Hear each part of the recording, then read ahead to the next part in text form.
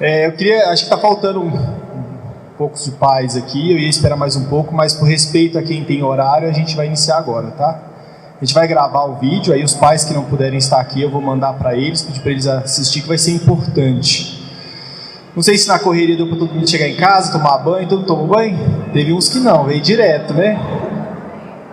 Cheguei em casa rapidinho, tomei banho, aí saí, troquei a roupa, aí a Nicole, papai, você trocou a fralda? Falei, não, filha, é só você e talvez a bisavó, né, que troca a fralda. Mas é isso aí, gente. Hoje é a primeira reunião do ano e eu achei vai ser muito importante para os pais entenderem a história da escola e para onde nós queremos chegar. Por isso que eu queria que todos estivessem aqui, mas eu sei que da correria, às vezes tem pai que veio e deixou a esposa em casa com os filhos, ou o oposto, né? Então hoje em dia fazer essa logística é muito difícil. Eu estou com 2 em casa, estou tendo que me desdobrar para fazer isso. Mas nós vamos dar conta e indiquem os pais para poder assistir quando esse vídeo ficar pronto. Então, para quem não sabe, a escola começou como uma escola de inglês. Pode passar aí o próximo slide, vou explicar um pouco. Há mais ou menos uns 8 anos atrás, a gente começou com uma escola de inglês para adulto. Então, começamos dando aula de inglês e trabalhando. E com o passar do tempo, a gente viu a necessidade de começar a trabalhar com crianças. Desenvolver um trabalho voltado só para o infantil. E eu vi também que, como eu morei muito tempo fora do Brasil, não se tem muita escola de inglês fora da escola local, da escola normal. Então o pai não paga uma escola, depois tira, leva numa escola de inglês, para depois trazer de volta. Porque o próprio inglês da escola tem que ser suficiente para a criança já ser alfabetizada nos 2. Então eu comecei a ver isso lá atrás e comecei a investir e trabalhar nas escolas. Então a primeira escola que eu entrei foi uma escolinha chamada Pequenos Gigantes ali no Bom Pastor. E aí eu comecei lá porque a diretora tinha uma filha que queria colocar no inglês. Aí ela abriu a porta para a gente iniciar. E a gente fechou uma turminha e tinha uma menina chamada Luísa. E ela pediu muito para a mãe, mãe, deixa eu fazer, porque era no contraturno, depois da aula, 2 vezes na semana. E o pai não queria deixar. O pai falou assim, não filha, você está muito pequenininha ainda. Quando você crescer, o papai coloca, ainda não está no momento de você aprender inglês. Então, todo um paradigma já é estabelecido na mente desse pai. Só que de tanta filha insistir, de tanto ela pedir para a mãe insistiu com o pai e o pai deixou. E aí ela começou a fazer o inglês. Eu acho que o desejo dela de aprender era tão grande, ela tinha 4 anos, que ela foi a menina que mais desenvolveu da turma inteira. Chegou um dia que os pais estavam assistindo um filme em inglês em casa, e ela virou pro pai e falou assim, ela ouviu assim, Blue Eyes, falou, papai, Blue Eyes é olhos azuis. Aí o pai, quando viu aquilo ali, falou assim, olha que o inglês está dando resultado, nunca mais falou nada. Então ele viu que de fato tinha um resultado. Então a gente começou a construir essa necessidade de uma escola bilíngue, e comecei a trabalhar com as escolas. Ninguém sabe, né, mas a primeira escola bilíngue hoje da cidade, eu demorei 3 anos para convencer a diretora a colocar o inglês bilíngue. Ah não é necessário, criancinha ainda, quando ficar mais velha ela aprende. Só que é nessa fase que a criança aprende mais fácil. Depois que colocou lá, ela viu o resultado, hoje a maior propaganda dela é que é a primeira escola bilíngue da cidade. Então esse era um dos primeiros pilares da nossa escola. Como que surgiu a metodologia? Esse doutor chamado Bob Dietzer é um americano, a gente começou com a metodologia dele, e olha como é que é a preocupação dos pais. Ele começou a ir trabalhar na faculdade e deixava a filha assistindo desenho em casa. Ninguém faz isso aqui, né? Ninguém deixa a filha assistir desenho em casa, né? E ele começou a deixar a filha assistindo desenho em casa, na época não tinha celular ainda, e ele começou a ficar preocupado. Ele começou a falar assim, nossa, estou deixando minha filha assistir um desenho que não vai agregar nada para o conhecimento dela, muito pelo contrário, vai infantilizar ela enquanto eu estou trabalhando. Isso vai ser ruim para ela. O que ele fez? Ele gravou ele dando aula. Escreveu as palavrinhas no papel, foi gravando na fita cassete na época, colocou e deixou ela assistindo enquanto ele trabalhava. Aí ele vinha e voltava, via se ela tinha aprendido, começou a crescer. Resultado, ela pulou 1 ano na escola, do tanto que ela evoluiu. Mas olha onde estava a mentalidade do pai, preocupado com a filha, em deixar ela assistindo desenho em casa. E aí, por conta disso, ele desenvolveu um método que ensinava as crianças a ler antes de falar. Parece brincadeira, né?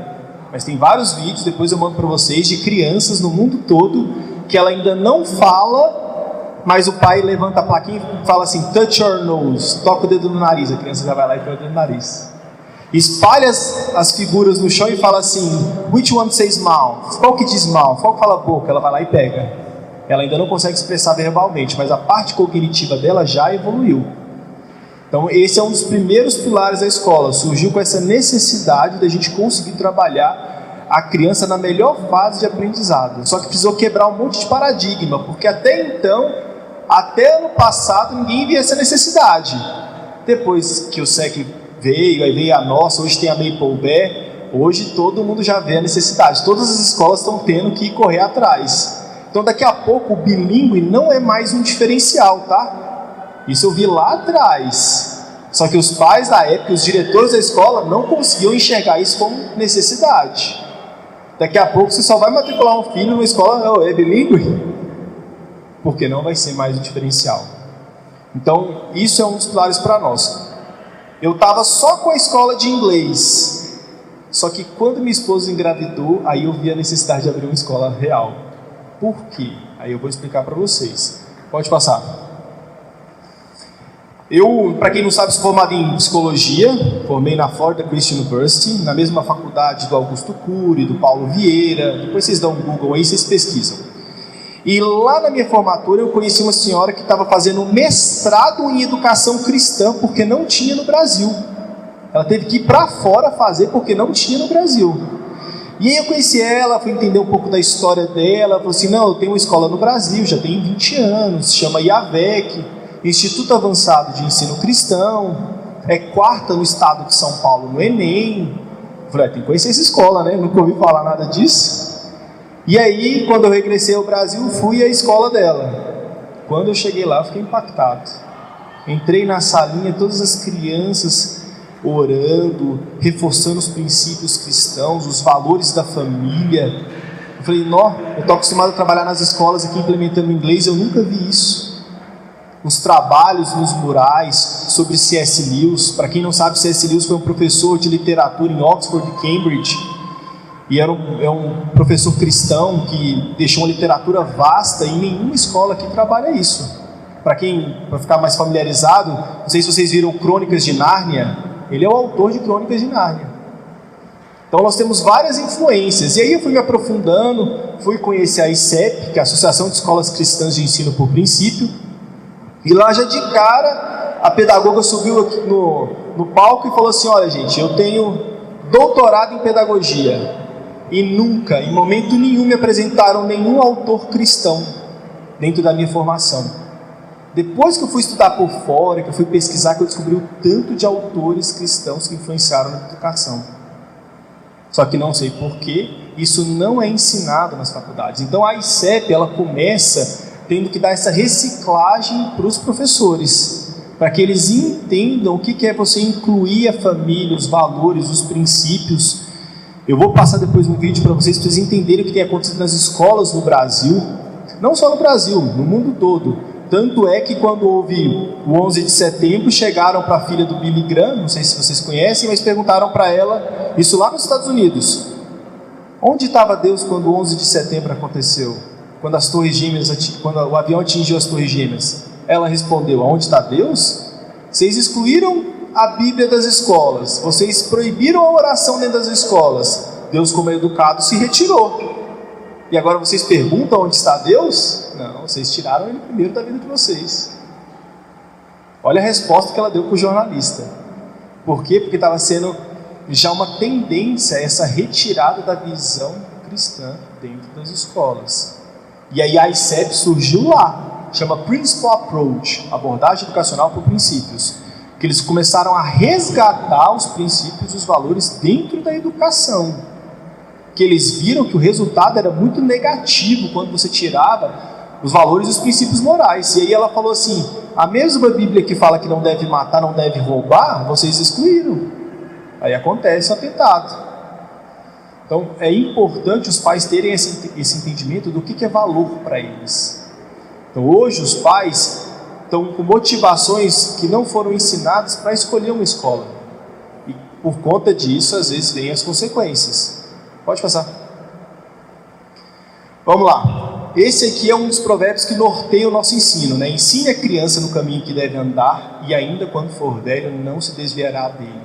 Muitas pessoas podem olhar isso aqui para o lado simplesmente religioso, mas hoje eu quero pegar o lado psicológico dessa frase, desse provérbio. E eu vou explicar o porquê. Passa para mim, por favor. Freud, ele dividiu a mentalidade do ser humano entre id, ego e superego. Todos nós temos esses três, onde o id é a nossa identidade, o nosso ser, as nossas vontades. O ego é a parte que raciocina. E o superego é a lei que vai dizer se a gente vai fazer aquilo ou não. Então ali está, eu quero agora, com fome. Agora é uma boa hora? O ego fala.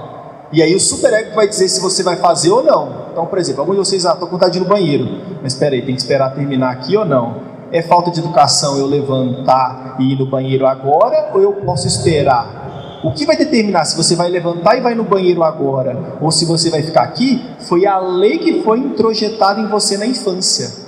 Isso que vai determinar o seu comportamento. Então, quem determina o superego da criança, quando ela está sendo formado, é os pais. Não põe dedo na tomada, não joga comida na sua irmã. Então os pais começam a introduzir o superego, o que é certo e o que é errado. A criança não tem condição de ter um entendimento do que é certo e errado. E os pais ficam lá o tempo inteiro ensinando. Até que chega uma certa idade que os pais não precisam mais falar, porque elas internalizaram o que é certo e o que é errado. Elas já têm compreensão do que pode e do que não pode. Só que se isso não for bem feito, o superego, ela vai pensar que fazer o errado é certo. Ela vai pensar que mentir para você ganhar é correto. Então é responsabilidade nossa, dos pais, introduzir isso na criança. Então todos os dias eles estão aprendendo com nós. Não com aquilo que a gente fala, mas com aquilo que a gente faz. Então a gente precisa conseguir estabelecer esses padrões de comportamento saudáveis. Caso contrário, ela vai começar a desenvolver um comportamento errado. E aí eu vou falar do papel da escola, da família e da sociedade. Passe aí para nós, por favor.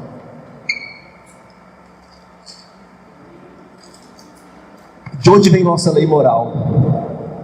Então, de onde vem o superego primário? Do que é certo e do que é errado? De onde vem que mentir é errado, que roubar é errado, que enganar o outro é errado?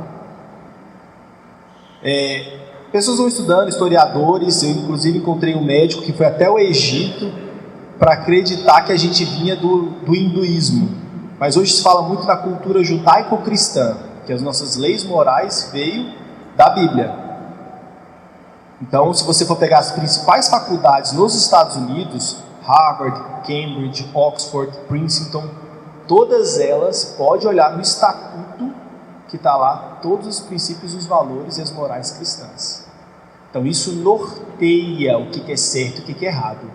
Quando você retira esses valores de família, aí é o que nós estamos vivendo na sociedade, essa desconstrução. Dentro da psicanálise, a gente escuta muito a desconstrução do nome do pai. Porque antigamente tinha um pai que era referência, que dizia o que é certo e errado, e cada vez mais isso vem acabando, e a mulher e o homem e todos os filhos estão no mesmo padrão. O que acontece com isso? Falta de respeito, falta de honra, e a gente acaba quebrando alguns padrões que são extremamente importantes para o desenvolvimento dessa criança. Por isso que nós não podemos errar na formação do superego.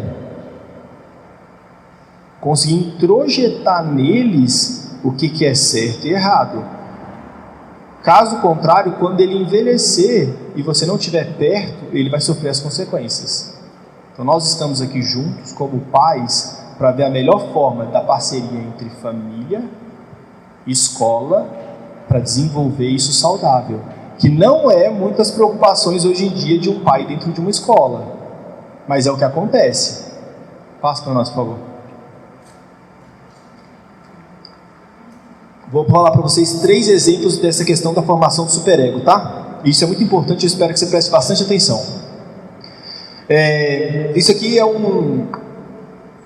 um noticiário no G1, né, no jornal. Filho de desembargadora de Mato Grosso do Sul, preso por tráfico, sai de cadeia e vai para a clínica. Para quem acompanhou esse caso, foi o seguinte: uma desembargadora, o filho dela foi pego traficando droga e foi preso. O que ela fez? Por ter contatos, ela conseguiu um liminar para tirar ele da cadeia, o filhinho de 40 anos da cadeia, e pôr numa clínica que tinha toda uma estrutura, 5 estrelas. Agora pensa comigo, ele estava fazendo algo errado, ele tinha que pagar pelas consequências dele. Só que pelo contato dela, o que ela mostra para ele? Se você tiver contato, você não sofre as consequências. Por isso que ele estava fazendo algo errado, porque desde pequeno ele aprendeu com a mãe que dá para dar um jeitinho nas consequências. Então a mãe não formou o superego do filho. Vocês estão entendendo o que eu estou falando?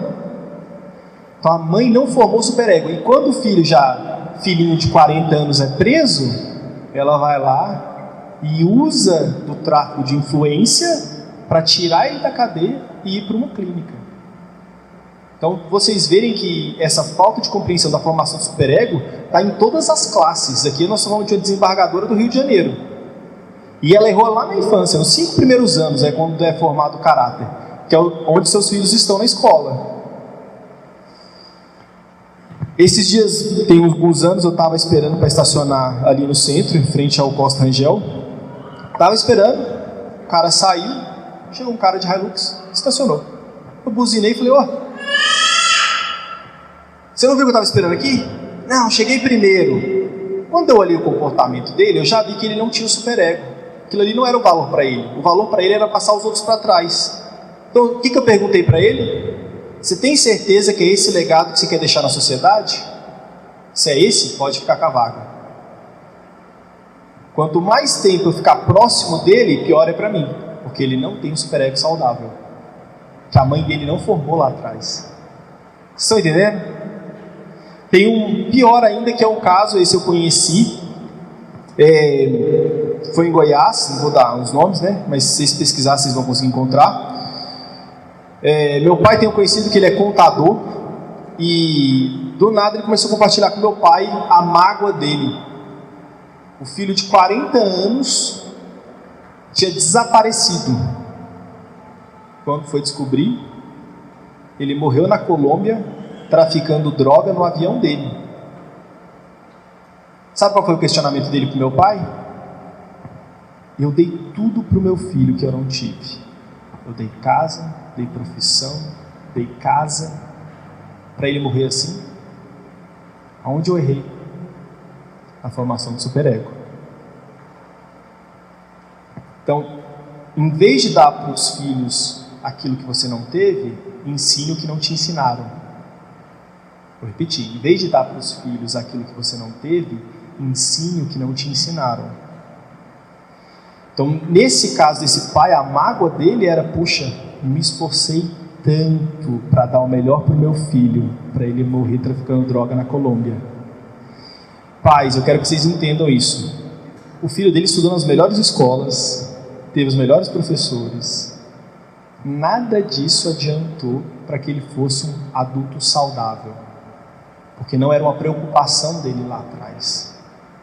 A estruturação do superego.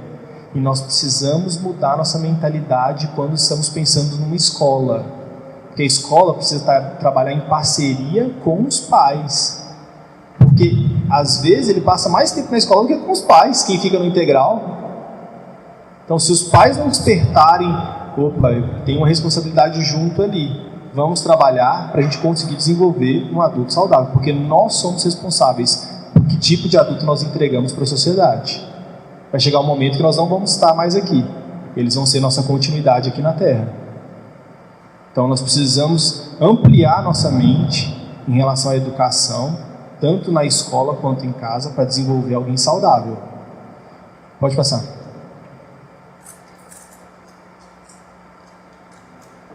Esse aqui é uma psicóloga americana que eu gosto muito, eu cito muito a frase dela. A primeira coisa que os pais deveriam fazer depois de proporcionar um ambiente seguro para os seus filhos deveria ser aprender a lidar com suas próprias emoções. Então, gente, olha só. Mesmo jeito que vocês analisam a escola também analisa as crianças e os pais. Então é nítido ali na escola o relacionamento que as crianças têm em casa e o tipo de criação que elas estão tendo mediante o comportamento delas. Então, só para vocês entenderem, não vou citar nome, mas nós tivemos casos de mães, por exemplo, que o comportamento dela era sempre sair por cima. Sempre dar um jeitinho de ela conseguir, seja no negócio, na empresa, na escola, sempre ser do jeito dela. O que aconteceu? Quem que aprendeu com ela? O filho. Só que ela não gostou. Ela começou a reclamar que o filho estava tendo atitudes para querer controlar ela. Mas ela via a mãe fazendo isso o tempo inteiro com outras pessoas. Então as crianças, elas vão aprender como nós controlamos as nossas emoções. Isso é extremamente importante. E hoje a gestão de emoção não é algo tão trabalhado dentro das escolas, deveria ser primário. Ensinar eles a lidar com a raiva, com a angústia, com o medo, sofrimento. Para que então a gente pense na questão pedagógica. Não adianta nada se ter um menino Einstein da vida, sendo que o cara não consegue lidar com suas próprias emoções. E aí, por isso que hoje essa reunião, para mim, ela é primordial, como a gente vai decorrer o ano, o relacionamento entre escola e pais. Se vocês entenderem isso, nós vamos conseguir fazer uma parceria legal. Se não entenderem, não vai funcionar. Pode passar. Então vamos lá, só para reforçar essa questão da inteligência emocional. Não sei se vocês já leram esse livro, aconselho, chama Inteligência Emocional, Daniel Goleman. Por que ele escreveu esse livro? Ele teve um choque, porque durante a escola inteira ele ficou observando quem eram os alunos mais inteligentes. E aí ele cresceu, começou a viajar e tudo mais, foi para outros lugares, estudar, virou psicólogo. Quando ele voltou, ele quis acompanhar quem eram os amigos dele de escola, quem que era bem sucedido. E pasmem, não eram os que tiraram a melhor nota que eram os mais bem sucedidos. E aí ele ficou se questionando, então o que faz um homem ou uma mulher de sucesso? Quando ele foi analisar, ele descobriu que era o QE um fator mais importante do que o QI. O que é o QE? Coeficiente emocional.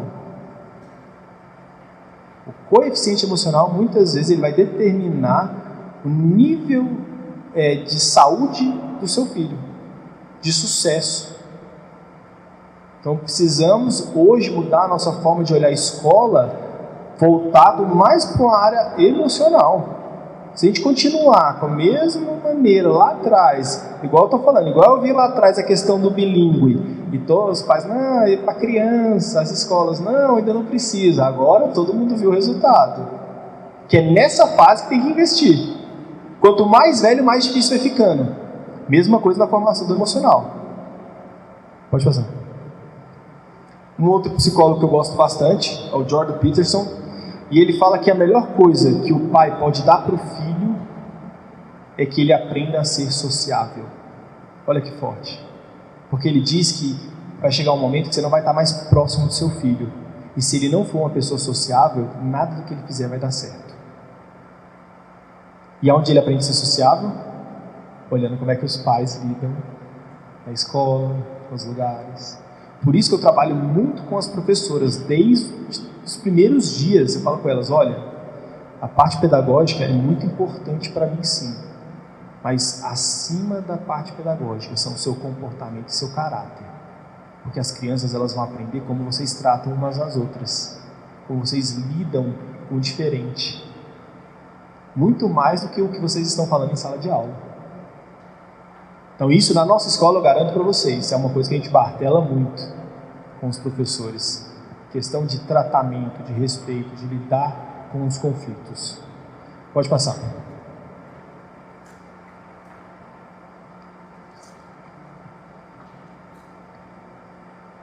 Vamos lá.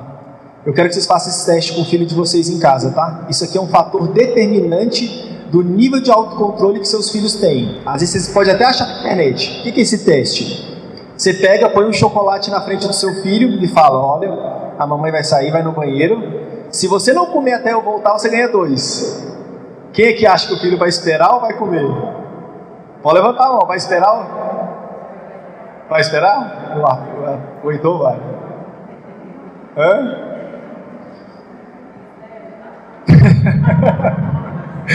Pois é, eles começaram a acompanhar essas crianças e viram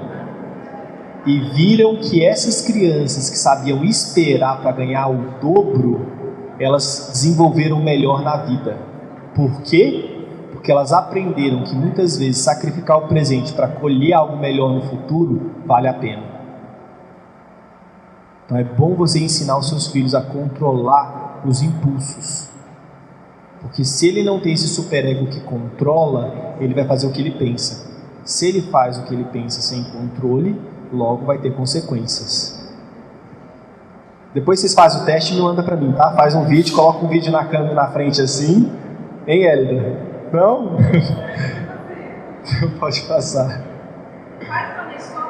Ah, não. Continuar.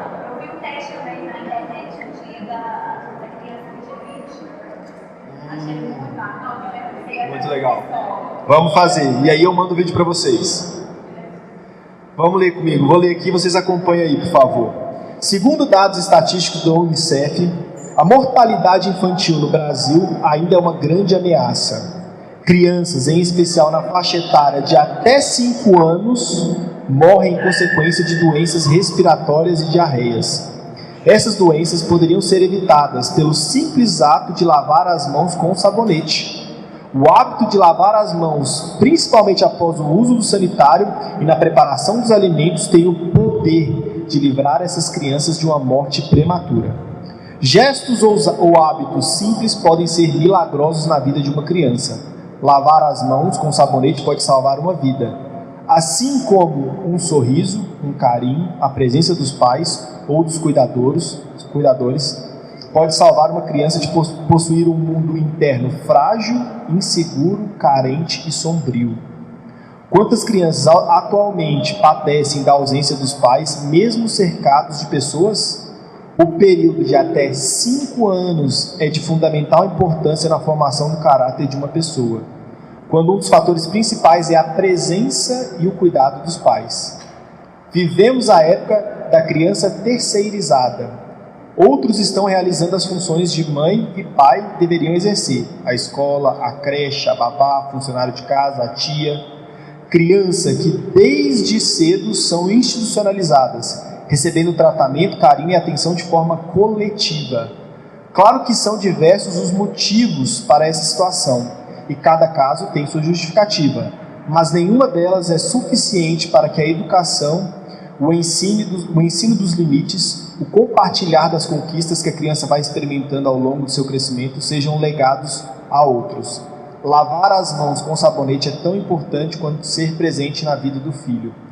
Então, o resultado de não ter os pais próximos vão gerar crianças inseguras, com medo. E a escola, ela quer trabalhar, para trabalhar junto com os pais para evitar. Eu gosto muito de usar a palavra imunizar. Da mesma maneira que você vai ali tomar uma vacina para o seu corpo criar anticorpos, para se porventura você pegar aquela doença você não venha a morrer, a mesma coisa emocional. Tem mecanismos que você pode fazer para imunizar o emocional do seu filho contra depressão, suicídio, pânico. Então, às vezes, eu vejo algumas crianças desenvolvendo alguns comportamentos, eu já sei que o problema é onde está. Então, nós tivemos na escola, por exemplo, casos, os anos passados, de crianças chegando na escola e ela vai fazer um desenho e ela começa a fazer mais grosso assim. A professora na hora liga para o pai: está acontecendo alguma coisa? Ah, não sei o que, quem em casa está assim, está assado. Pois é. Interferiu direto na atividade do seu filho. Eles podem não expressar verbalmente, tá? Mas para quem tem análise, sabe ver dentro da escola o que está acontecendo. Então precisa de haver essa parceria cada vez mais entre nós, a escola, e vocês, pais, para que a gente consiga caminhar juntos e auxiliar vocês dentro de algumas questões. Ninguém é obrigado a saber de tudo. Eu até brinco, né? A gente não é culpado por não receber aquilo que nós deveríamos ter recebido.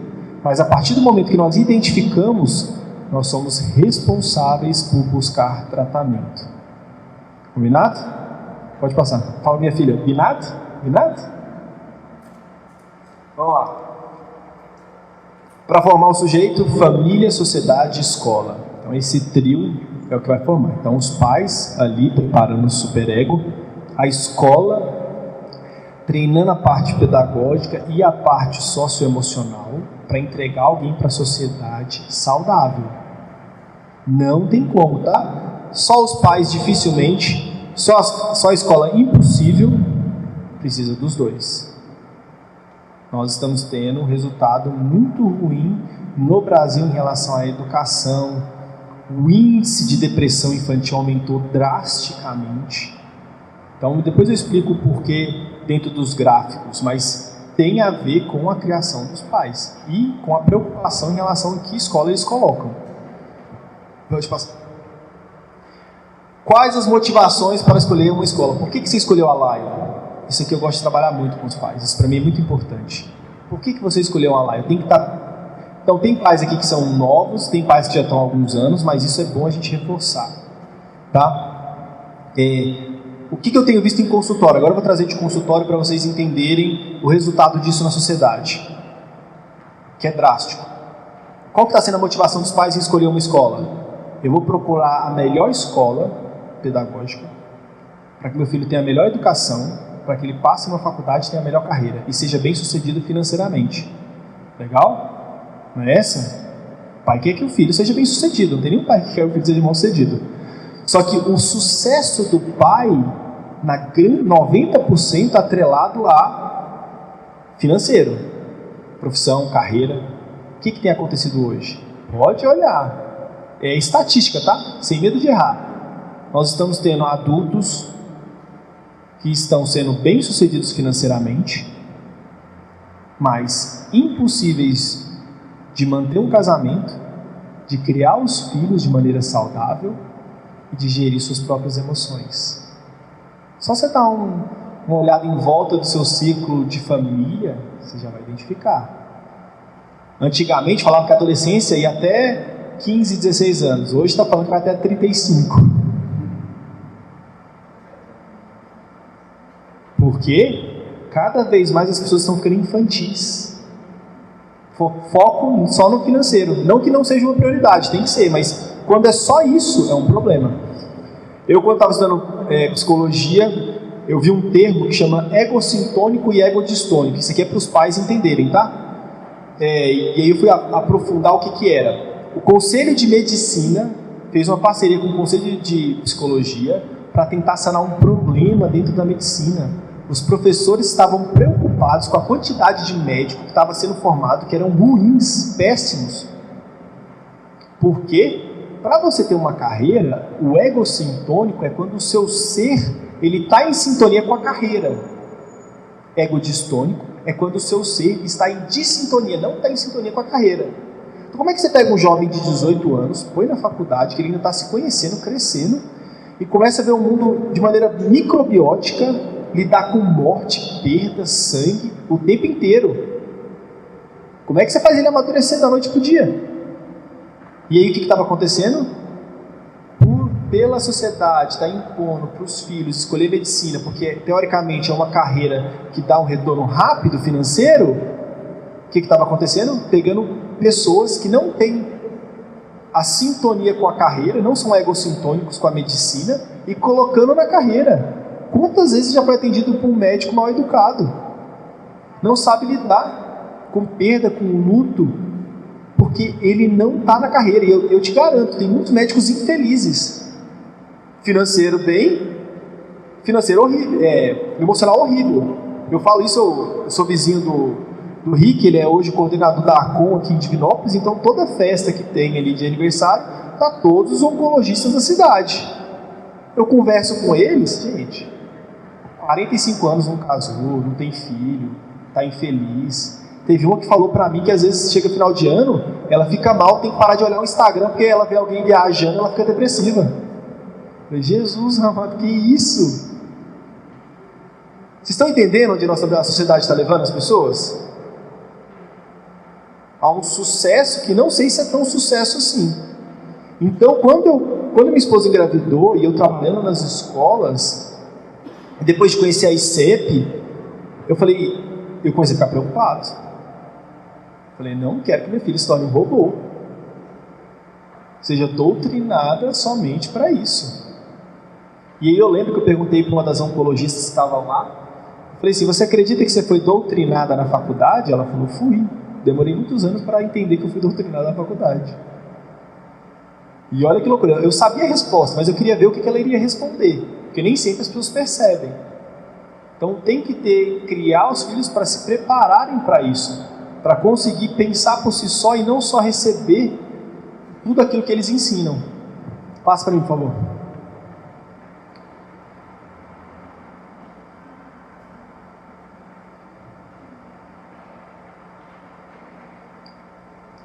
Isso que eu acho que já falei, os problemas em casa interferem diretamente no aprendizado da criança. Então, vou dar um exemplo para vocês, tá? Eu tive aula com um professor de psicanálise da USP e ele contou um caso que ele pegou. A mãe, acho que não devia ter uns 6, 7 anos, chegou para ele e falou assim, olha, meu filho está com muita dificuldade de aprendizado. Eu acho que eu tenho que colocar ele na APAE. Só que para colocar o meu filho na APAE, eu preciso do laudo do seu lado. Você poderia dar o teste nele e me liberar o laudo? Ele falou, claro. Mas você deixa eu acompanhar ele um pouco antes de dar o laudo? Ela pode. 2 sessões.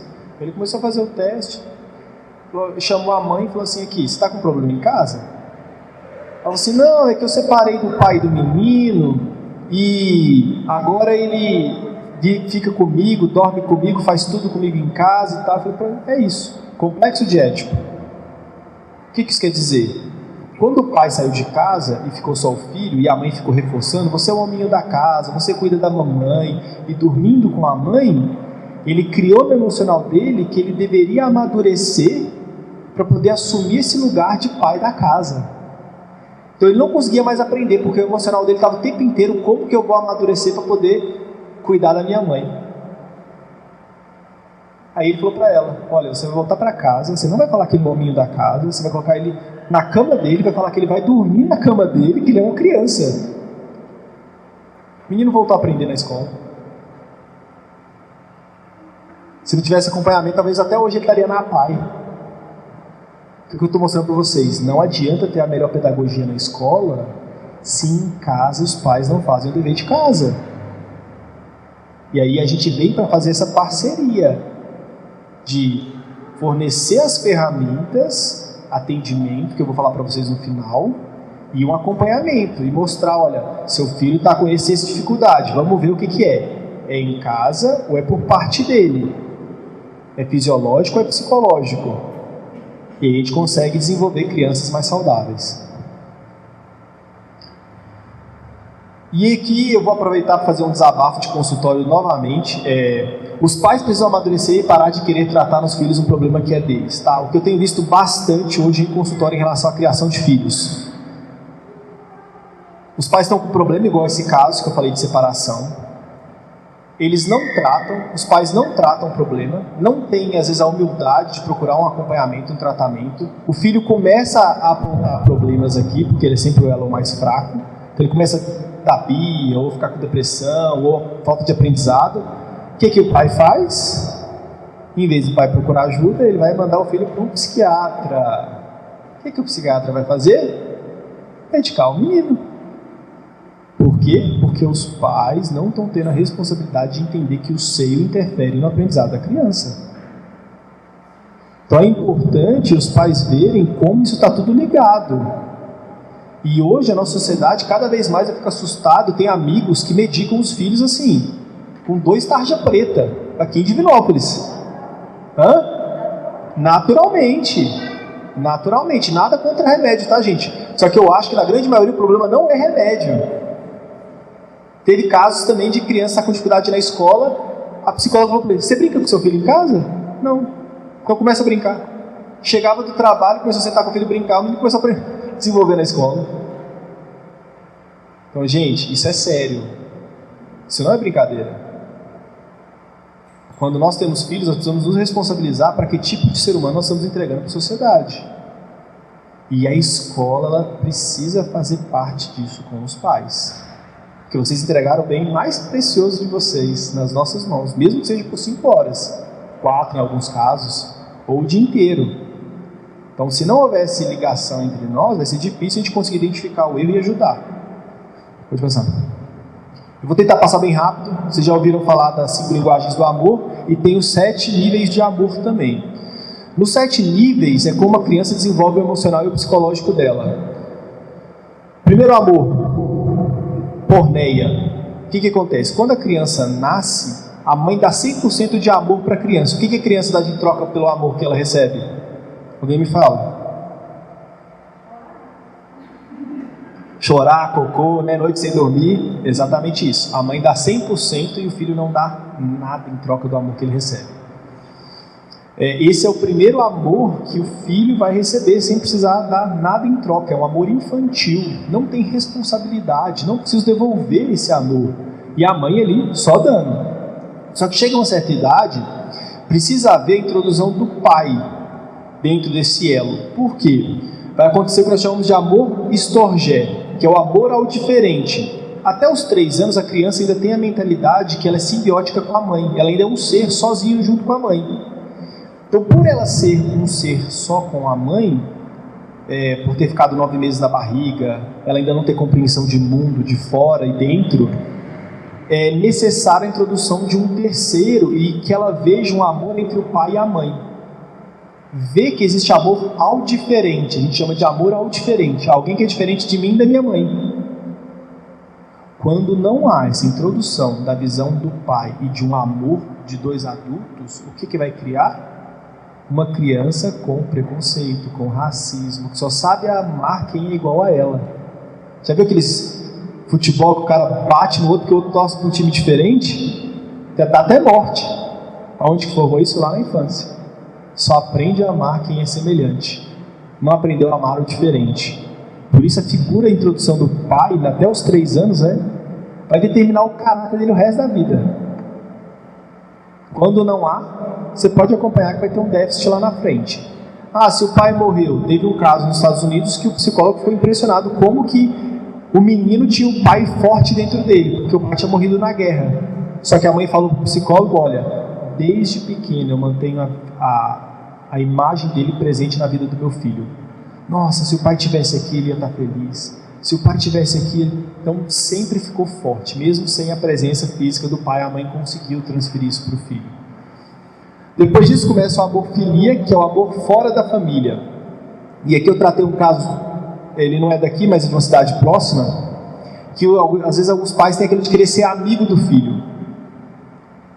E esse caso específico, como o filho tinha tido uma parada cardíaca e o pai reanimou ele, então ele nasceu prematuro, tinha alguns testes.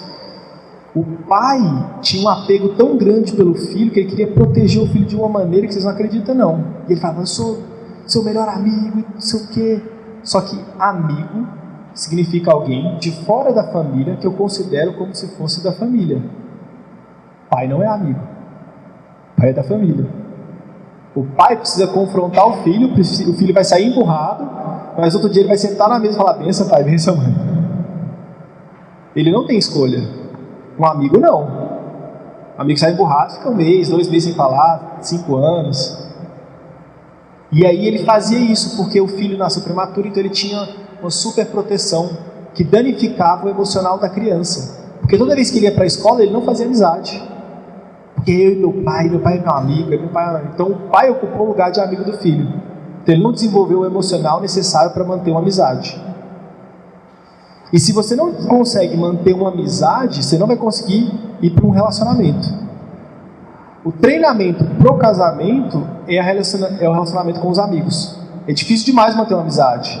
Você erra, você mente, você perde. Então, se não há esse treinamento, você entra no casamento, aí por isso que não dá certo muitos casamentos. Não foram treinados emocionalmente para chegar lá, para lidar com o diferente.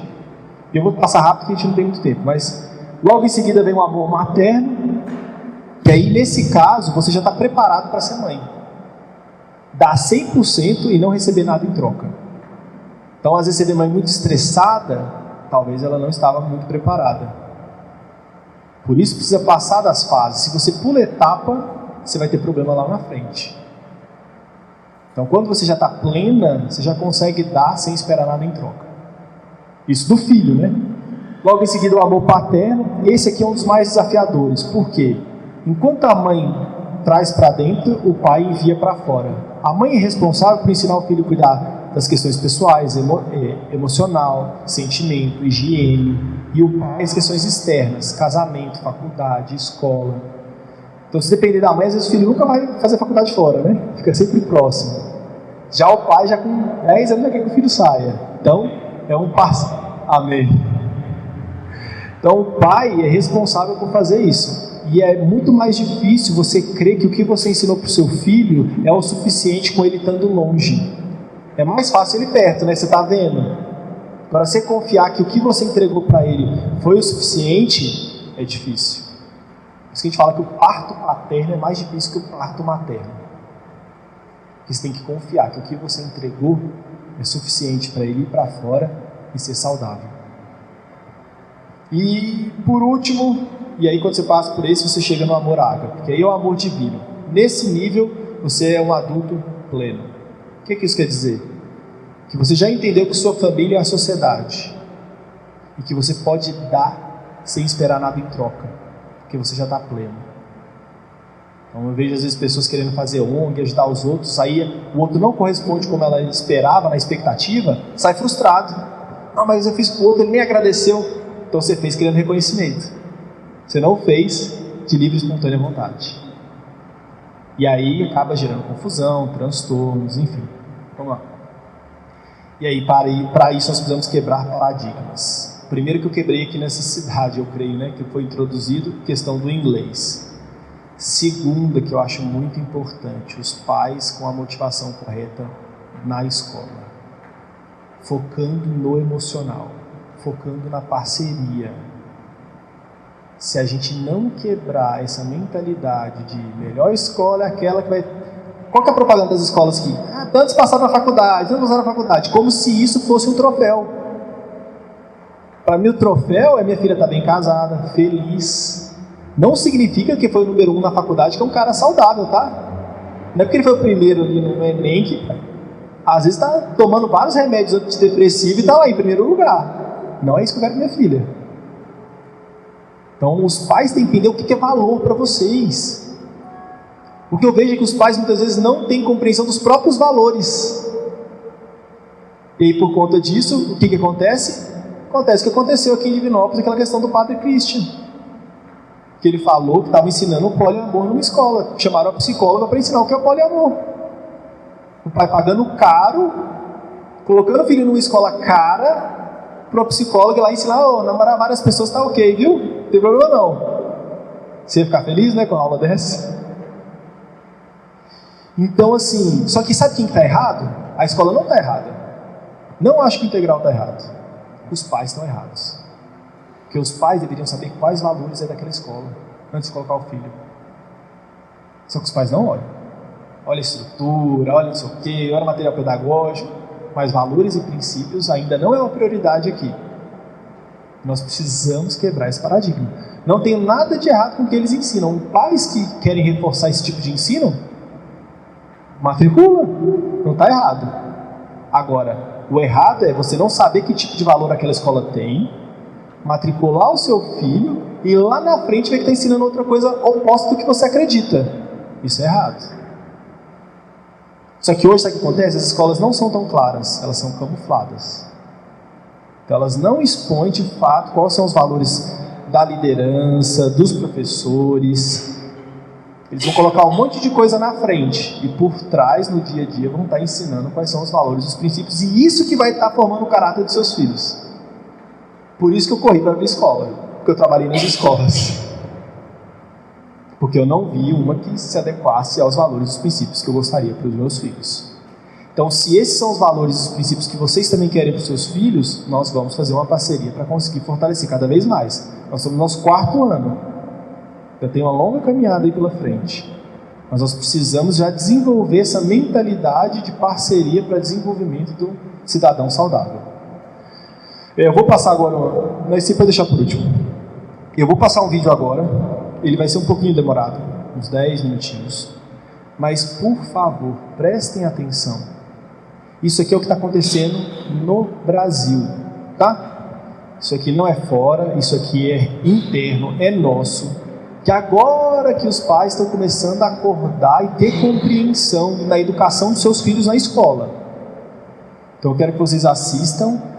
Vou só dar um pequeno briefing aqui. Aqui é uma mãe que começou a olhar o material didático do seu filho, de 6 anos, e começou a deparar com um monte de coisa que era totalmente contrário àquilo que ela acreditava, de valores e princípios. Por outro lado, nós temos uma menina de 15 anos em outra escola, que começou a ter problema na escola porque viu que os professores estavam ensinando coisas que também eram o contrário do que ela aprendia em casa. Até que ela foi expulsa da escola. E aí agora está tendo um movimento de pais que estão se preocupando com a pedagogia das escolas. Então eu quero que vocês assistam, nós vamos assistir junto depois. Karen, seguinte, você é fundadora do movimento Pais de Olho no Material Didático, né? Que foi a chave, o que foi a questão que fez você querer começar a perscrutar esses materiais didáticos? Você falou assim, deixa eu ver isso aqui, página 1, 2, 3, porque às vezes a coisa que você estava procurando estava ali na página 497, né? E quis se debruçar sobre o material didático inteiro dos seus filhos, ou não foi dos seus filhos. O que te fez despertar para isso? Bom, primeiro eu gostaria de agradecer o convite, né? Para mim é uma honra estar aqui nessa empresa que eu admiro demais, com esses 2 profissionais que eu adoro. E a minha história, ela começou na pandemia. Eu sempre fui uma mãe presente, eu fazia mais ou menos o que chamam de homeschooling parcial, né? Uhum. O meu filho vai à escola. E aí, com a pandemia, nós ficávamos muito tempo na fazenda, né? Porque eu sou veterinária, para quem não sabe, eu sou veterinária. Então, nós ficávamos muito tempo na fazenda, eu tinha que olhar o material didático para ver o que eu teria que levar para a fazenda. E aí, um belo dia, estava com tempo, né? Vou separar aqui o que tinha que ver. E eu percebi uma pauta ambiental que eu não gostei, né? Então foi totalmente o acaso, assim. Eu já olhava, já tinha encontrado algumas coisas, mas não era não era aquele análise. Não ficava vigiando, né? Não. Aí eu encontrei, e foi no final do ano. Eu encontrei uma pauta ambiental, por ser veterinária e pecuarista. Vou falar assim, mentiras relacionadas ao agronegócio. Não gostei. Aí eu falei, opa, peraí, E na época, eu estava estudando sobre globalismo. Estava estudando sobre a agenda da ONU 2030. E aí eu sentei e falei, não, agora eu vou olhar tudo, né?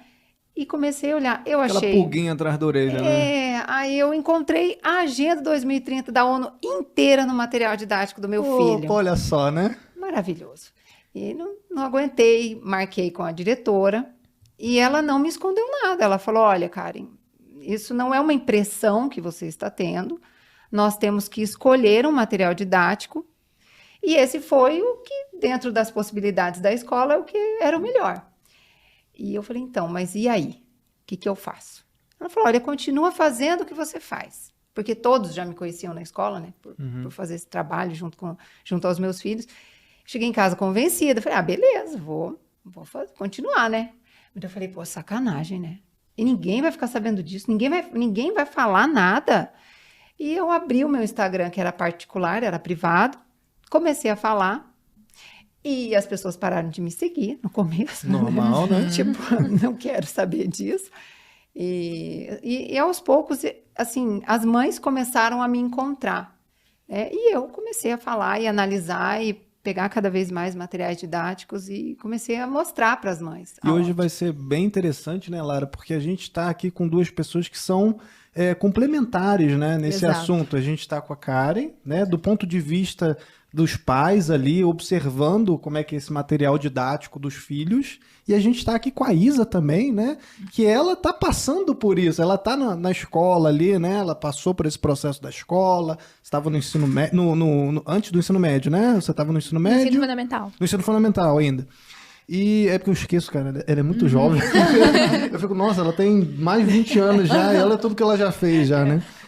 E eu queria que você contasse como é que foi para você na escola, assim, esse primeiro contato aí com o progressismo, né, com a agenda mais voltada para a esquerda. E tem um caso aí que você saiu da escola. Como é que é isso? No meio do ano letivo, você saiu da escola? Como é que foi isso? Tem. Na verdade, a primeira vez que eu tive contato com progressismo dentro do colégio, que eu me lembro, assim, bem, foi no 6º ano. Mas o que me marcou mesmo foi no 7º, no período da eleição. Porque virou agenda política, propaganda política dentro de sala. E eu me lembro, foi a primeira vez que eu briguei com o professor, inclusive. E desde então eu nunca tive muito papa na língua, não. O professor falava, eu perguntava. Não tinha problema com isso. Quando a pandemia chegou, eu comecei a estudar mais esses assuntos, bem mais do que antes. E eu falei, cara, isso aqui é muito pior do que eu imaginava, né? Existe um mecanismo por trás de todo esse progressismo dentro de sala. Não é só um professor específico. Então, vou me debruçar nisso aqui. Estudei isso... Você tá com quantos anos ali? Mais ou menos, assim. Era de 13 para 14, assim, nessa época. E você já tinha essas ideias de, tipo, alguma coisa não tá certa aqui? Eu já entendi, assim, no 7º ano eu já tinha completa noção de que o que os professores estavam me falando tinha alguma coisa errada ali, pelo menos os de humanas. E aí o que aconteceu, essa história, né, de sair do colégio, nesse ano entrei no ensino médio, e fui, de certa forma, fiquei surpresa, porque o diretor, ele não aceitava que eu produzisse conteúdo no Instagram do jeito que eu produzia. Que era como? O que ele... A que ele se contrapunha? A primeira vez que ele me chamou lá foi porque eu conversava sobre esses temas com os meus colegas. Quais temas? Que temas mais... por exemplo, Paulo Freire. Um professor foi com a camiseta do Paulo Freire para a sala. E essa história é até engraçada porque teve um horário vago no dia. E eu comecei a conversar com um colega, outro colega ouviu e virou uma rodinha, assim, né? Metade da sala ali comigo e eu falando de Paulo Freire. Eu até mostrei o terceiro documentário, a terceira parte do Pátria Educadora e tal. E aí, o professor, eu acho que acabou sabendo disso, o diretor, e ele ficou um pouco irritado. Por quê? Porque durante a aula... eu não ia brigar com o professor, porque o professor ali, ele estava numa posição de hierarquia maior do que a minha. Uhum. E, querendo ou não, ele estava com o microfone. Quando ele quisesse tirar, ele tirava. Então, eu usava esses intervalos porque os meus colegas acompanhavam meu Instagram e queriam saber qual era a minha opinião acerca de certas coisas que os professores... só ouvir o contraponto. Era exatamente isso. Assim, eles queriam ver o outro lado, que eles viam que eu tinha. Isso, só um parênteses, era online? Não, era presencial. Eu comecei esse ano presencial. E depois fizeram umas reuniões com os meus pais, falaram que isso não era bom, porque eu tinha...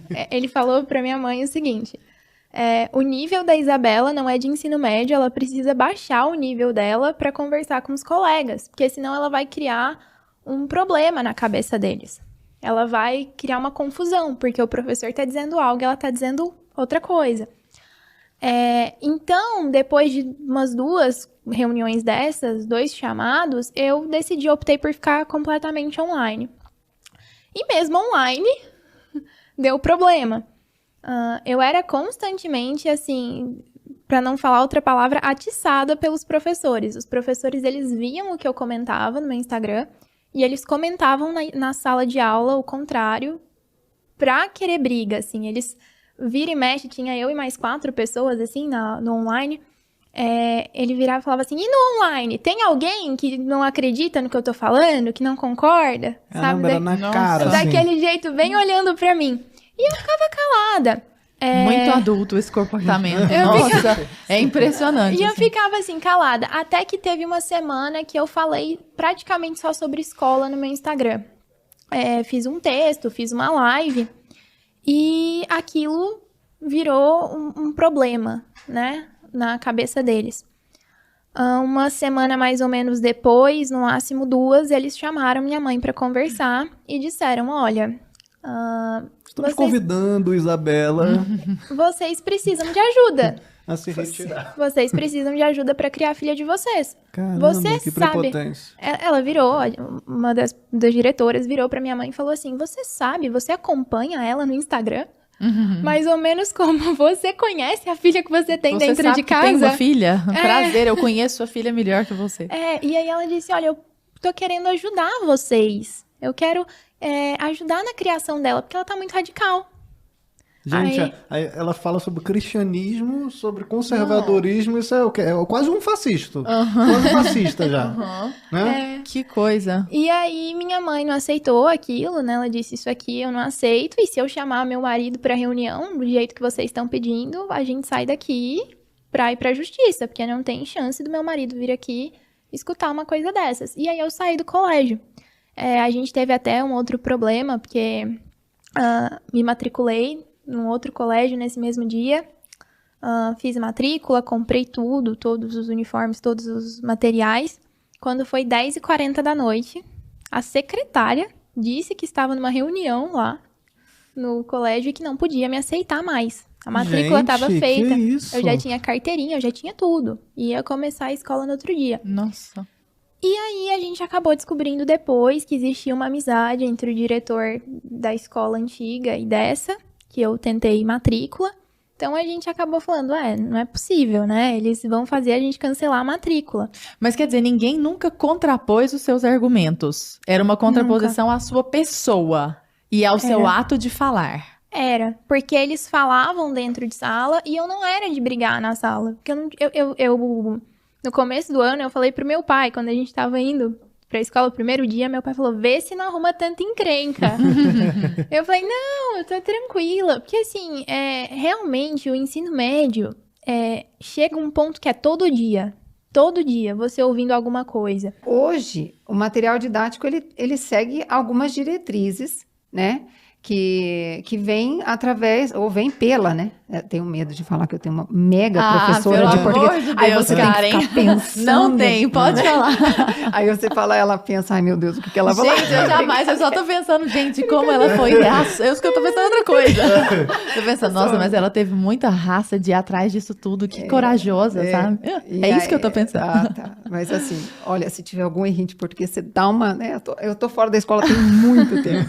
Karen, tá maravilhoso. Então, assim, tem a BNCC, que traz as diretrizes para os conteúdos que, na verdade, nós não encontramos conteúdo no material didático, né? Hoje, você tem qualquer coisa menos conteúdo e as empresas que produzem o material didático têm que seguir aquilo ali. Elas são vítimas, como se fosse isso, né?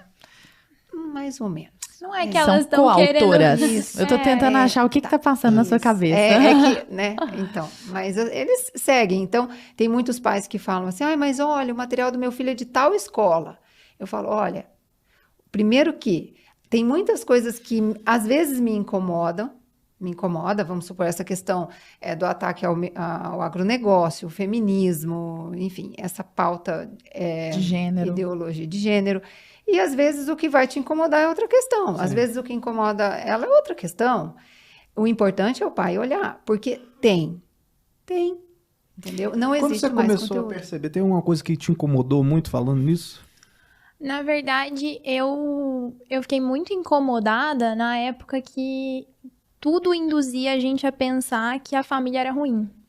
Teve um texto específico no meu 8º ano, se não me engano, de português, que era justamente... Teus colegas aí, ó. Era um texto pra gente fazer a interpretação. E o livro de português era um dos piores. Ele falava justamente, assim, que a criança, ela tem que sair do seio dessa família estruturada, que a família tradicional, na verdade, ela era um problema para a sociedade, porque todos os problemas da sociedade vinham dela. O texto, ele mais ou menos fazia a gente acreditar que o menino específico, quando ele se libertou do seio da família, é que ele foi feliz. E eles sempre endeusaram a escola demais. E eu vi aquilo, eu falava, cara, por que a escola ela precisa tanto de se afirmar? Né? Tomar o lugar da família, né? Por que ela tá querendo isso? Porque eu via dentro do colégio, a vida inteira eu vi, que a preocupação deles era ver quantas pessoas passariam no vestibular. E tudo bem, bacana. Mas, assim, eles não poderiam chamar aquilo de educação. Porque quando a gente volta, né, no tempo, a gente entra ali na Grécia, a gente tem educação como uma formação do ser humano, a formação completa Integral. do ser humano. A educação da vontade, a educação física, a educação moral e a educação intelectual. Quando a gente passa para hoje o que nós chamamos de educação brasileira, nem a educação intelectual eles estão conseguindo fazer. Porque eles transformaram o ser humano naquele ser humano cientificista, né? Um bichinho. Na escola a gente não tem uma noção clara de que existe algo que você tem que fazer, existe algo para você fazer além de exercícios. Então acaba que vira o quê? Um monte de adolescente com 16, 17 anos que a vida deles é escutar palestra de inteligência emocional porque eles estão ficando malucos, porque na cabeça deles a única coisa que existe no mundo é aquilo ali, aquela prova. Eu recebo pessoas no meu Instagram que foram tão colocadas de certa forma, essa pressão na faculdade e nesse ensino formal, que viram e falam, tá, tudo bem. E agora, o que eu faço? A escola acabou, eu tô de férias. O que eu faço agora? Porque a gente não tem uma formação, a gente não sabe mais o que é educação fora da escola. Quando eu viro e falo para as pessoas no meu Instagram, eu estudo o que a escola não me pediu para estudar. Mas o que é? E você estimula isso a ponto de ter seu grupo, né, sim, Isabela? Sim. As pessoas, o primeiro momento, quando elas chegam, é olhar e falar, mas por que você estuda alguma coisa além da escola? Por que você para estudar, sentar e estudar, se a escola não te pediu e não vai cair no vestibular? A gente tem muito enraizado no brasileiro que estudar é para passar na prova. Se você passou na prova, acabou. Se você estuda, você é um tonto. Por que você está estudando?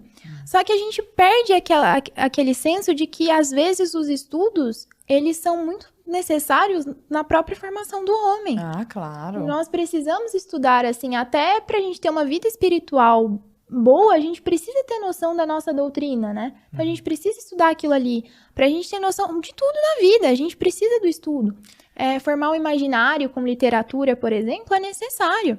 E a gente perde tudo isso. Porque a gente só aprendeu que educação, né? Eles colocaram na nossa cabeça que educação é passar na prova. Então, as maiores instituições educacionais são aquelas que passam mais alunos no vestibular.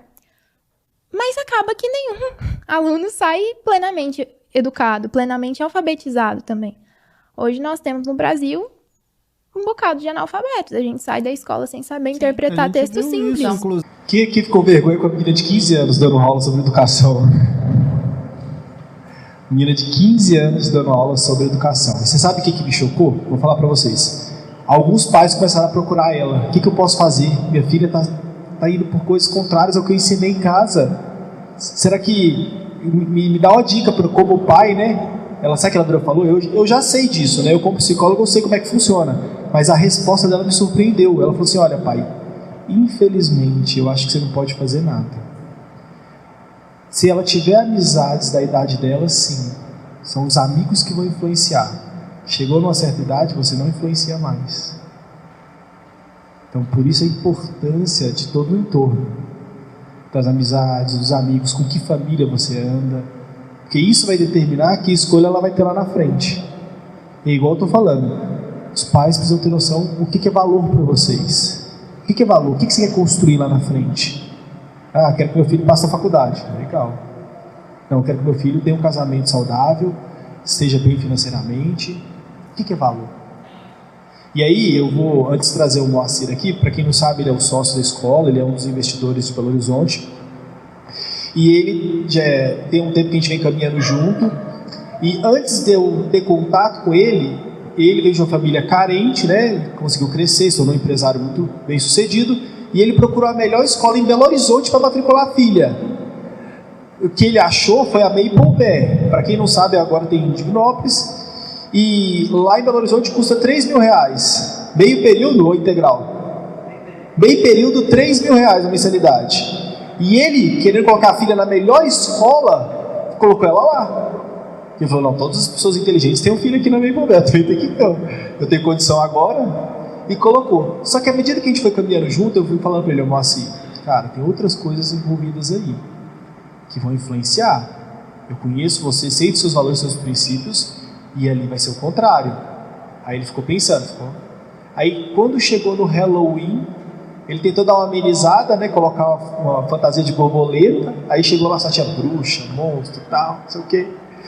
Aí a filha olhou para ele e falou, pai, por que eu não estou fantasiada? Porque a fantasia dela não condizia com as outras, né? E aí ele começou a crescer alguma coisa atrás dele. Por quê, gente? Deixa eu explicar o porquê que a gente não pratica Halloween. Eu vejo às vezes muito condomínio querendo trazer o Halloween para cá. Mas vocês já viram qual que é a base do Halloween? É o seguinte, é gostosuras ou travessuras. Ou você me dá o que eu quero, ou eu vou fazer uma travessura. Você acha isso certo, ensinar isso pro seu filho? Eu não acho. Por isso que eu não ensino na escola. Por isso que a gente não tem Halloween. Porque o que está por trás é ensinar algo errado. Pode parecer só brincadeira, tá? Mas não é. Isso é muito sério. Então, em vez de não ensinar o que é errado, a gente ensina o que é certo. Por que a gente não copia dos Estados Unidos o Thanksgiving, que é o dia de ação de graças, que eles agradecem a Deus por Deus ter provido ele com um momento muito difícil de escassez? Não, mas a gente quer copiar Halloween. Então vamos começar a ver mais a fundo o que nós estamos copiando, porque senão lá na frente o comportamento vai ser diferente.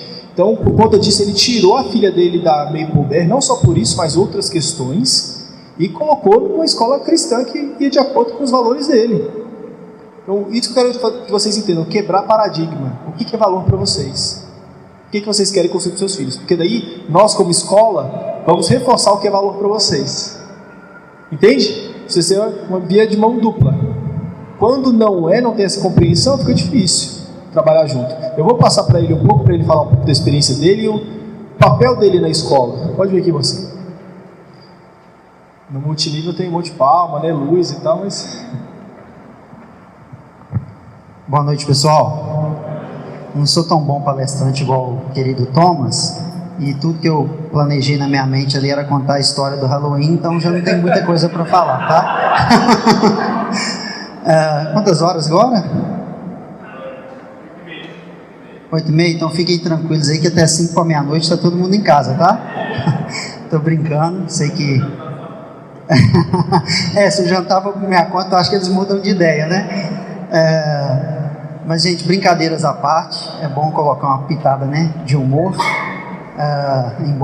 Eu sei que todos estão cansados, né? Chegaram aqui já no final do dia, por esse horário, mas vocês estão de parabéns, porque é sinal que vocês priorizam a educação dos seus filhos. E eu me tornei sócio do Thomas, da Lion Kids, porque de fato Deus confirmou no meu coração esse propósito tão nobre e espiritual.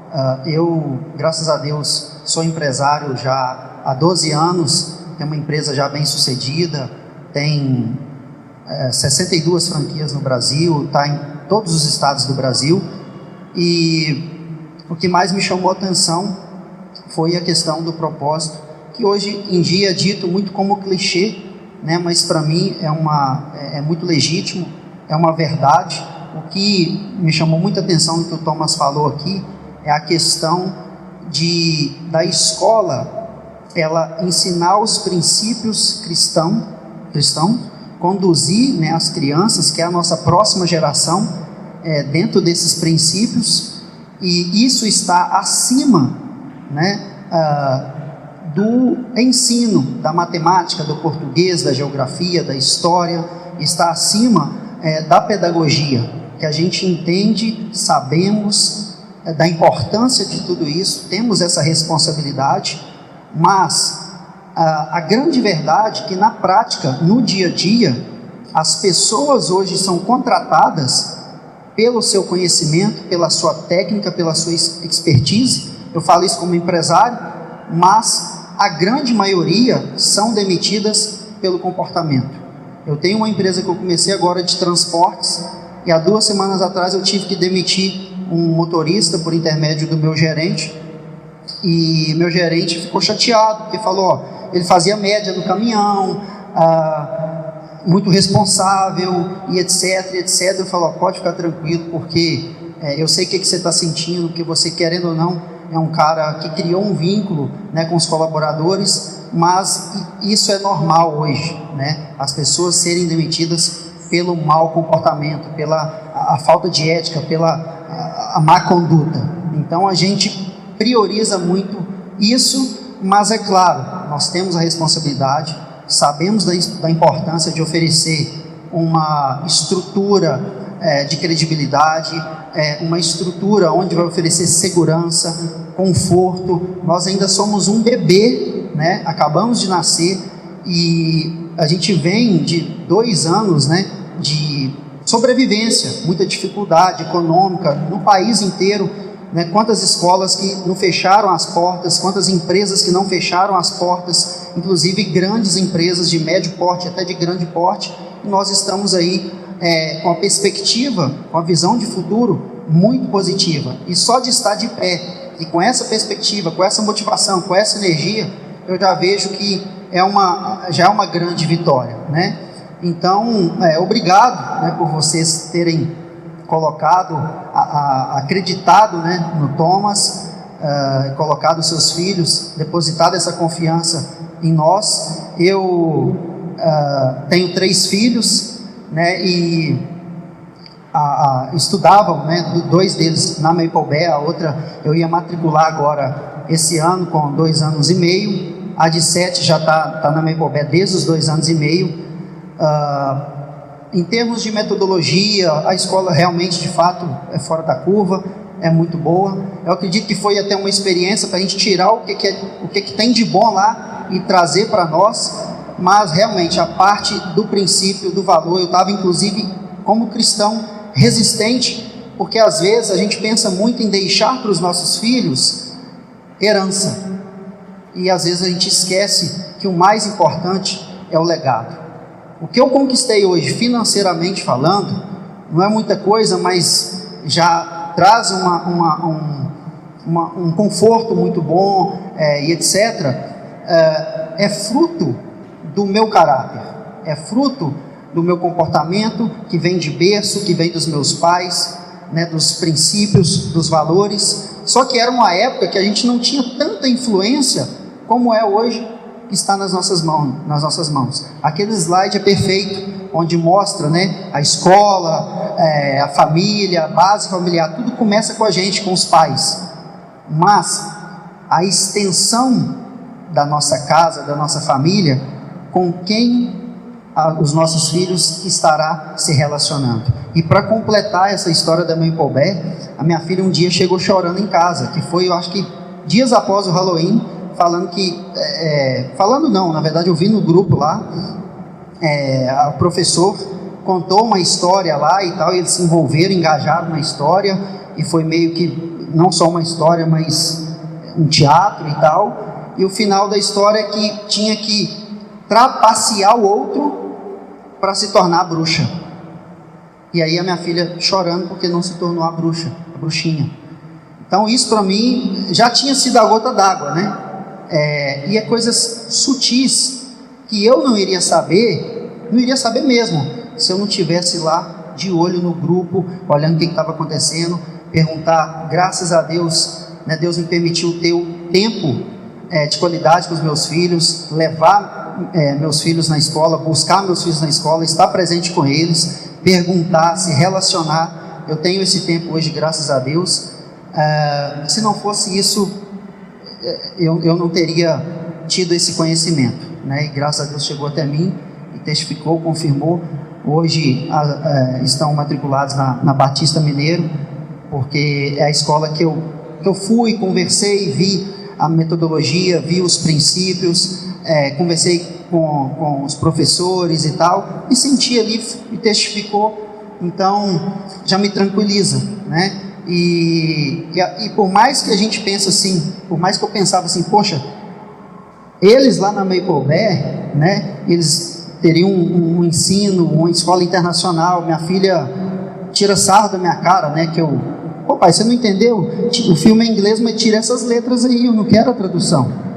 né, tira sarro de mim, porque eu ainda estou numa fase de aprendizado. Mas, por mais que teria essa qualidade de ensino, onde ela vai ter também, e a nossa, não só a intenção, mas o que a gente quer fazer é exatamente isso na live, né? Eu quero, sim, junto com você, Thomas, trazer essa visão de liderança, essa visão de empreendedorismo, ser uma escola, sim, mais do que um negócio, mais do que um business, para mim.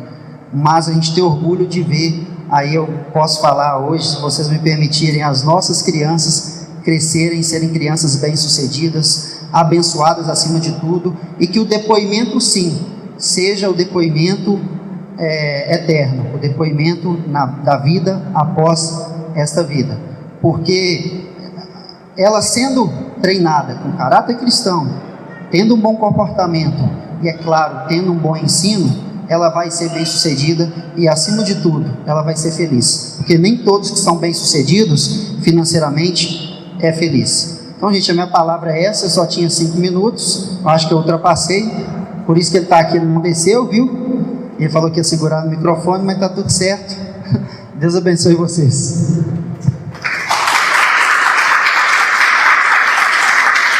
Um cara que está acostumado a falar para mais de 4.000 pessoas, tirar o microfone é difícil, eu tenho que ficar aqui perto, você tá doido? Antes de eu encerrar, eu vou chamar a Tatiana, uma pedagoga aqui da cidade. Pode vir, já vim, por favor, Tatiana. E a gente fechou uma parceria esse ano. Ela já faz algum trabalho nas escolas, mas ela vai cuidar da nossa com um carinho mais especial. E ela cuida justamente dentro dessa questão do desenvolvimento pedagógico e familiar das crianças. Então ela vai estar prestando esse serviço tanto individualmente quanto às vezes lá na escola, para acompanhar essas crianças, ver, e aí a gente vai tentar ver com ela um valor especial para nós, para os pais que estão aqui, que precisarem do acompanhamento dela.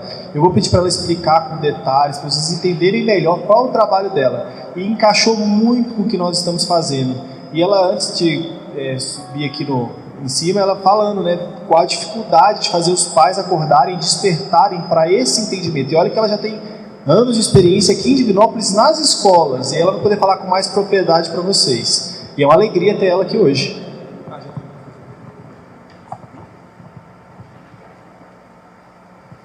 Boa noite. Prazer estar aqui. Agradeço o convite do Thomas. A gente se conheceu recentemente, né, mas já consegui compreender dentro do nosso trabalho, né, aquilo que a gente já vem há quase 30 anos, né, que eu estou no magistério, linkar, ajustar isso com a visão cristã. Então, agradeço, né, o convite por estar aqui e compartilhar com vocês um pouquinho do que esse trabalho tem de complemento importante para uma formação humana.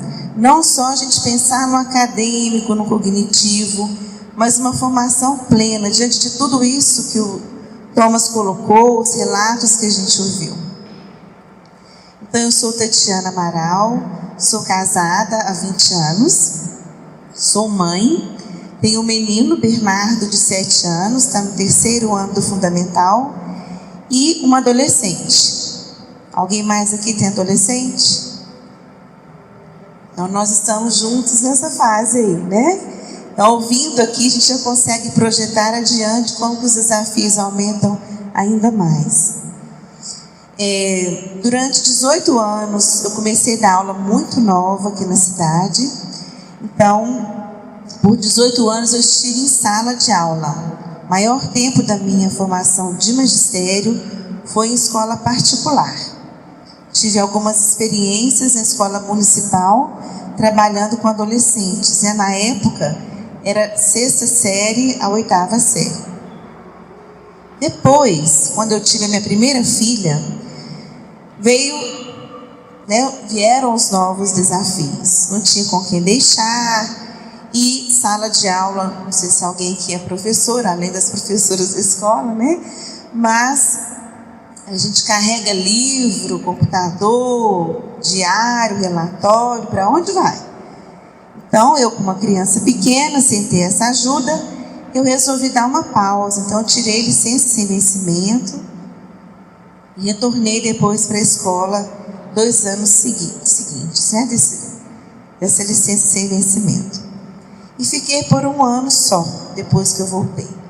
Nesse tempo, eu fui me especializando. Então, eu sou pedagoga, sou especialista em distúrbios e dificuldades de aprendizagem e orientadora familiar e educacional. Além de outras formações na parte da educação sistêmica, da psicopedagogia e liderança e gestão de pessoas.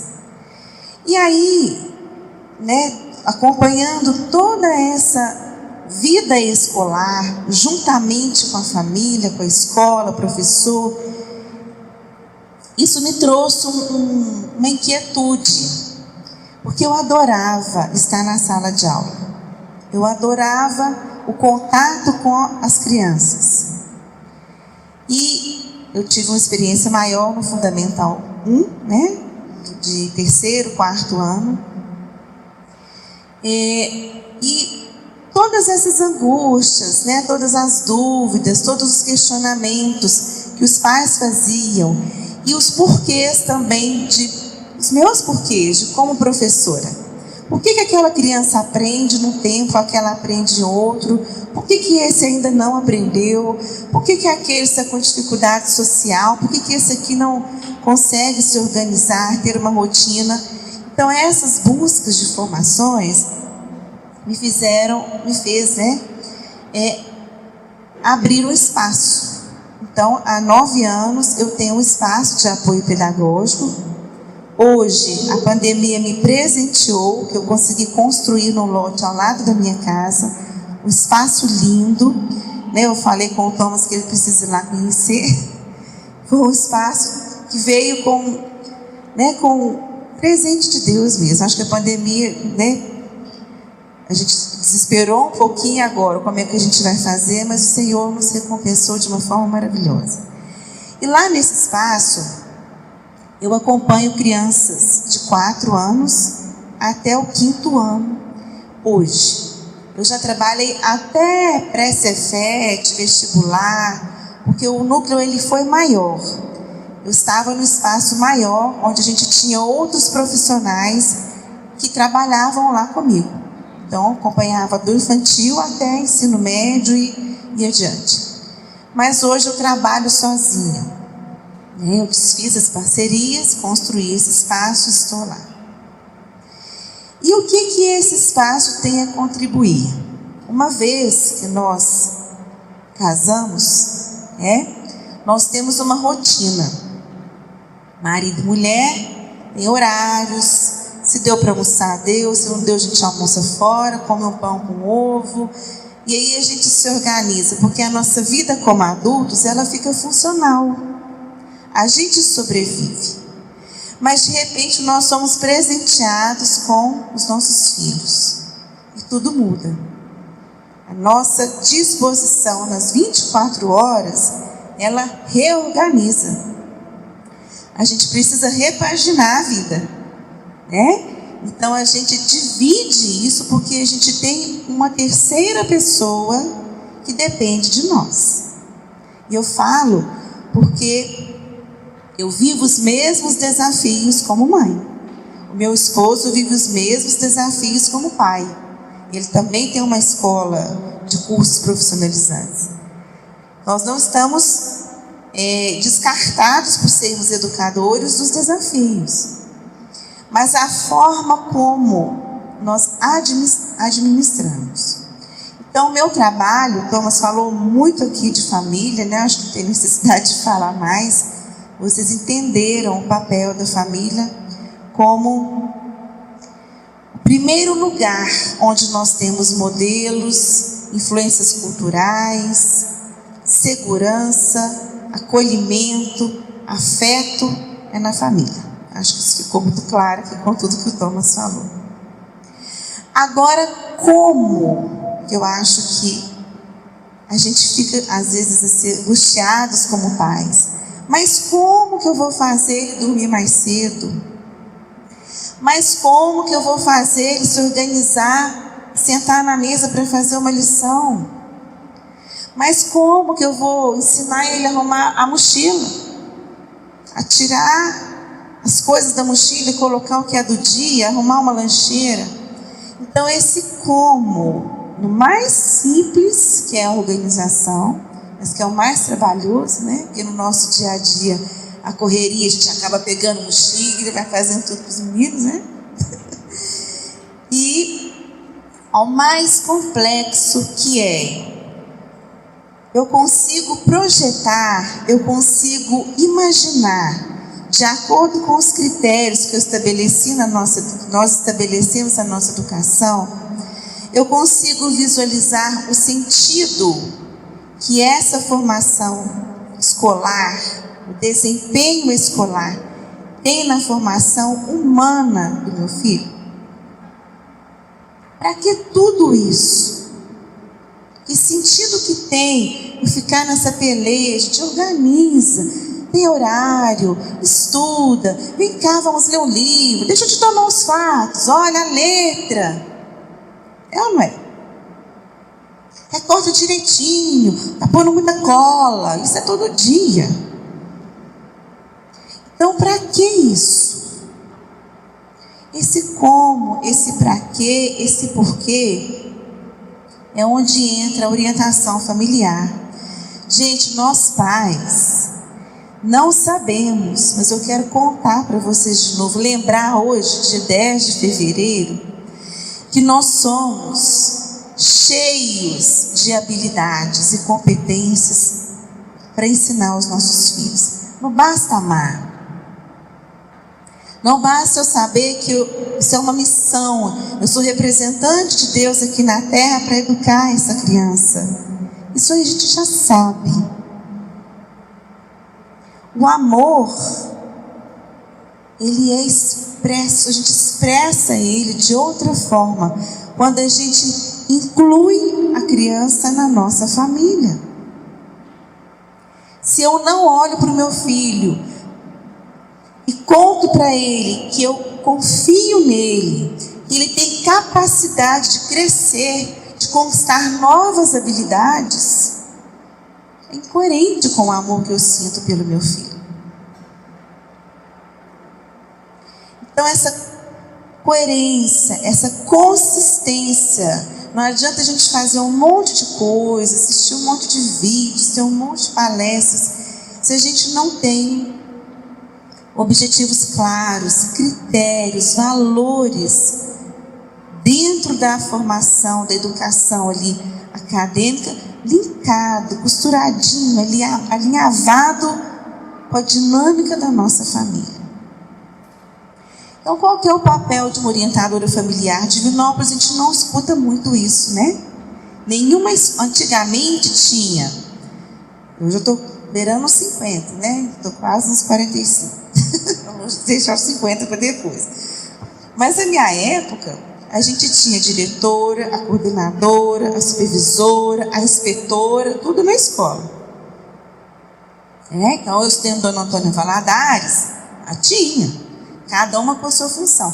Hoje é o quê? Hoje a gente tem o diretor, o coordenador pedagógico, e aí a escola assumiu todas essas questões. Então, quando o Thomas falou de conexão, de escola parceira de família, família parceira de escola, gente, é lado a lado. A gente tem que estar no mesmo time. E isso envolve tudo. Não é só escola, Thomas e Marcinho. Moacir, desculpa. Escola, direção, professores, família. Esse diálogo ajustado, uma comunicação ajustada, ela vai beneficiar diretamente. É o impacto imediato nessa formação humana plena em todas as áreas, cognitivo, socioemocional, a gente fala social e emocional também. Quando a gente conecta com a escola, o Thomas falou que a criança, às vezes, ela não fala, ela vai se comportar, ela vai revelar de alguma forma. ela não vai falar assim, olha, a mamãe não gosta da escola, papai não interessa pela minha vida escolar. Ela não vai falar, mas ela vai sentir. Quando que ela sente? Quando a gente reclama da professora perto da criança. Quando a gente fala que absurdo que a escola fez isso. Todas essas nossas queixas distancia a família da escola. E a criança entende o quê? Sinto muito. O papai não entende a importância da minha escola. A mamãe não sabe como eu sou feliz na minha escola. A criança deixa de pertencer àquele lugar que vocês escolheram para ela. Então, qual que é melhor? A gente aproximar, caminhar lado a lado. Que bacana! Você descobriu um lugar novo hoje para brincar na escola? Ah, você falou que lá no escorregador não está legal, mas tem outro lugar? Vamos ver se amanhã você descobre. E escorregador também velho, enferrujado. A gente distancia. Então a gente desconecta. Sabe o plug? Desplugou. Isso, gente, para a criança entender de novo que ela pertence àquele lugar, que a escola é importante para a família dela, demora um tempinho mais. Então nós, como pais, precisamos contar com essa rede de apoio que é a escola. Eu falo, quem dera, né, se a gente soubesse abusar de quem mais da escola. A escola está aqui contando para vocês, vem gente, nós estamos aqui. E a gente vai delegando, mas eu participo de grupo de WhatsApp de mães. E é difícil, porque a gente quer falar. Mas é difícil, porque tem assuntos... Infelizmente, o olhar social hoje, ele pesa. Então, se eu entrar em tudo, da Goga, porque é cansado, passa a minha casa. E esses dias eu me atrevi a colocar uma reflexão. Assim, foi uma experiência interessante. Mas porque o ano começou semana passada e a queixa, que bagunça da saída, a entrada, não, uniforme, esse pijama, não, devia ter feito isso, devia ter feito aquilo, cheio de coisas no grupo de WhatsApp. Será que a professora vai fazer isso? Não, vamos falar para ela fazer aquilo? Gente, segundo dia de aula. Isso vem é um grupo que já está junto há um tempo. Então, respeitosamente, eu ousei levar uma observação pessoal. Falei, que tal se a gente experimentar confiar na escola? Que tal se a gente experimentar confiar nessa professora, que é a professora certa para o meu filho? Gente, não vai ter só professora que ri, que abraça mocinho, bonitinho. A gente precisa de uns... Vai! Isso traz força, dá um up no processo da criança. E é a professora certa para o seu filho naquele ano. Vai fundo com essa professora, agarra lá do ladinho dela e deixa ela ensinar o seu filho. Então isso, para os professores, traz uma paz. O processo flui da criança. Ele vai. Agora, se a gente fica aqui querendo dar palpite, faz assim, faz assado, a gente despluga, a criança simplesmente vai fazer, ela não vai aprender, ela não vai se desenvolver, ela não vai aproveitar tudo daquele ano para a vida dela. Então, por que eu estou falando isso? Porque a gente escuta os pais, a gente acolhe a família, a gente não está errado pensar isso não, né, Thomas? Nós sentimos isso. Tem dia que eu falo, nossa, gente, que esse dever aqui, meu Deus do céu. Tem pé nem cabeça. Vai, faz aí do jeito que você entendeu e resolve com a professora na escola. Não quer dizer que a gente não possa achar ruim de alguma coisa. A diferença é como que a gente vai linkar família e escola. Então, o trabalho da orientadora familiar a proposta que o Thomas pensou é a gente ouvir, observar as crianças, ouvir os professores, ouvir a família e a gente tentar achar um caminho estratégico, mais leve, mais assertivo, para que o resultado caia diretamente no processo de aprendizagem da criança. Porque são muitos os desafios, nós sabemos que não são poucos. E para terminar, o vídeo, né, que o Thomas passou agora, essa adolescente falando, quando os nossos filhos pequenininhos, né, porque a gente não começa a construir um prédio pelas paredes, é a base, gente, educação infantil é a base. Uma educação infantil sólida, bem consistente, pode subir quantos andares for, que o Fundamental 1, Fundamental 2, ensino médio, vai subir. Então, quando chegam lá na adolescência, a gente não tem muito acesso mais. Essa mãe é uma entre milhões, né, Thomas? Que pegou, ousou ver um material didático. Mas a gente faz isso. Só assim, falta um ponto aqui. Escreveu errado. Nossa, aqui no ponto plural, não concordou. Ai, gente, está tudo certo, isso não está errado, não. São coisas de pais. Mas quando chega lá na frente, a gente não consegue entrar mais. Então, essa base, escola, família e os pais bem orientados, capacitados, né, recebendo ali um norte do que precisam, a criança vai ter uma formação plena, humana, feliz e vai seguir o destino dela. Então, eu disponibilizo aqui o meu trabalho como orientadora familiar educacional para vocês, para a escola. O Thomas, né, depois a gente combinou de passar o contato, né, e questão de onde como que funciona. Eu convido vocês a irem até esse lugar, que é um lugar muito feliz. A gente está acostumado, às vezes, a fazer parceria só quando a gente estipula preço. Não vou visitar lá não, porque senão... Vai lá, né, conheça.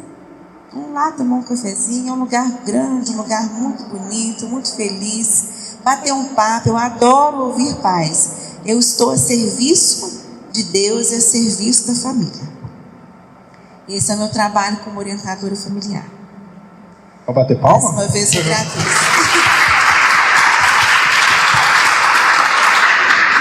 A pergunta que eu quero fazer é: diretor tem mais desconto, não tem não? Hã? Porque assim, gente, é muita experiência e muita bagagem, né? Então ela tem muita prática do dia a dia. E eu, né, eu tenho uma filha de 2 e 9 e uma de nem fez um mês ainda. Então ela tem muita prática e muita bagagem do dia a dia de coisas que envolve todo o dia a dia nosso. E aí a gente vai aprendendo com os erros, é melhor a gente aprender com o erro dos outros, né? Que já aprendeu, já errou, já acertou. Não, ela vai dar um suporte para nós, indo lá, às vezes semanalmente ou mensalmente, acompanhando as crianças, e a gente vai passar toda a parte que ela faz pelo WhatsApp para os pais. E aí, por exemplo, tem alguma criança que a gente nota que precisa do acompanhamento dela, ela vai até vocês, ou a gente vai até vocês e direcionar vocês para ela. Entendeu? Mas ela vai estar aí na escola, vocês vão ver ela sempre aqui, ela não vai sair longe não. Ela abraçou a nossa escola aqui e ela está com a gente caminhando junto. Isso. E ela vai estar lá na escola, ela vai me notificar: Thomas, eu acompanhei esse aluno aqui, vi ele ali dentro de sala de aula, ele está tendo assim, essa dificuldade, e essa mãe precisa ser chamada. Ela então vai acompanhar a criança e ver que é problema dela. Isso. E aí, o legal, nós fizemos a mesma coisa, assim, ela é da sistêmica, eu também. Então, muita coisa que ela fala, a gente encaixa muito. E o trabalho dela é familiar. Então, o que eu falei hoje o dia inteiro, né? A noite toda falando essa questão do familiar influenciar no aprendizado. E aí ela vai pontuar exatamente onde. Olha, seu filho está com problema aqui, e pode ser isso e isso. Vamos ver o que é de fato? Porque não adianta a gente ficar fazendo um monte de coisa se não vai direto no pontual. Isso. Tá legal, gente? Eu acho que assim, tinha mais coisas para falar, mas eu vou cortar aqui porque já está tarde. Eu queria agradecer o Bruno por ter me ajudado aqui. Ele é pai, já chegou na escola, matriculou os 2 meninos, a esposa já está grávida do 3º. E ele chegou falando para mim assim: Thomas, se eu não tivesse achado essa escola, eu estava ensinando meus filhos em casa. Verdade ou mentira? Olha lá, ele ia levar a professora para casa dele. Porque tem pais que chegam lá e eles entendem esse por trás. E eles valorizam. O pai que não entende por trás, às vezes está por dinheiro, por valor, por outros motivos não valoriza tanto. Mas o pai que tem a compreensão do que é dado e o que é dado nas outras escolas, esse é os pais que nós estamos atrás. Tá? Mais uma vez agradecer o Lucas que está ali atrás, o pessoal que se deu espaço para nós, o Bruno e o Udner que está gravando. Esse é um texto que eu vou deixar as mães chorando aqui, mas vamos lá. Você não repara, mas se despede do seu filho todos os dias. Cada noite em que você coloca a cabeça no travesseiro no fim de um dia, se despede do dia que se passou, das experiências, das risadas compartilhadas ou das lágrimas solitárias. Se despede de menos um dia que seu filho não dorme a noite toda, que amamenta em livre demanda, que dorme junto com você todas as noites, que vive como um carrapato, sempre grudado e selado. Hoje ele dorme enrolado o dedo no seu cabelo. Amanhã acabou. Todos os dias podem ser o último dia. Acontece sem aviso prévio. Você não percebe, mas cada uma dessas coisas que hoje são incômodo são despedida. Amanhã vão ser saudade, porque eles crescem e tudo isso acaba. Maternar é despedir-se constantemente, diariamente, ininterruptamente. Vai acabando sem que a gente perceba, enquanto reclamamos exaustão, sem conseguir ver que é sempre um dia a menos e não a mais. Não é mais um dia que parece ser sem fim, é um dia a menos, até a dor acaba. Os bracinhos insistentes para ser segurado no colo, a fralda para trocar, o primeiro passinho, os dentinhos que hoje nascem são os que em poucos anos serão levados pela fralda do dente, que de uma hora para outra também deixará de ser acreditada. Assim como o Papai Noel e o Coelhinho da Páscoa, a magia também acaba. O choro na porta da escola vira vergonha do beijo demorado dos pais. Tudo que você vive hoje é despedida, lembrança amanhã, percebe? Tudo é menos um dia, menos mais descoberta que foi vivida, um aprendizado. É sobre cair e levantar até aprender a andar, correr. Cada vez mais para longe de nós. Despedida, pessoal. É isso que a maternidade é. Quem dera tivéssemos consciência dessa constante enquanto vivemos cada mamada, cada noite em claro, cada colo dado, cada dificuldade. Não nos damos conta, mas nenhum dia vivido, lindo ou difícil, pode voltar. Você já se despediu de menos um dia com o seu filho? Ou está vivendo como se nunca fosse acabar? Se perca nos detalhes, tudo passa, só o amor fica. Chorar, né?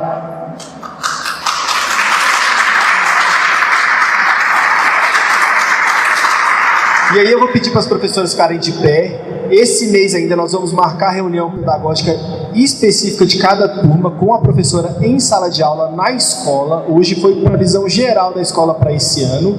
E a visão específica de cada turma vai ser esse mês na escola, tá bom? Cada turma. Quem quiser pode olhar lá. A Sheila está com maternal 2, a Elvira maternal 1, a Ellen maternal 3, a Yasmin no primeiro período. E cadê a Miriam com o segundo período, tá bom? E aí esse mês ainda vocês vão estar próximo delas, reunião só com elas para ouvir toda a proposta pedagógica, o que ele vai aprender até o final do ano, o que ele vai sair sabendo, ok? Boa noite, obrigado mais uma vez por todo mundo.